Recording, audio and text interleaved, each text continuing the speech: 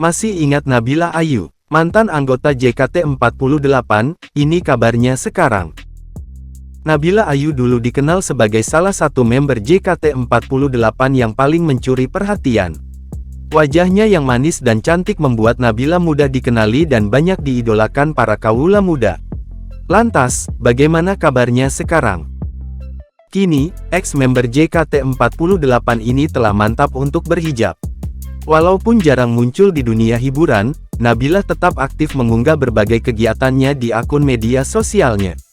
Terbaru, Nabila akan berperan sebagai Anissa di film Jomblo Fisabilillah yang akan tayang pada tanggal 14 September tahun 2023. Diketahui bahwa kini Nabila telah lulus sebagai sarjana hukum. Bahkan, Nabila berhasil lulus lebih cepat, yakni 3,5 tahun.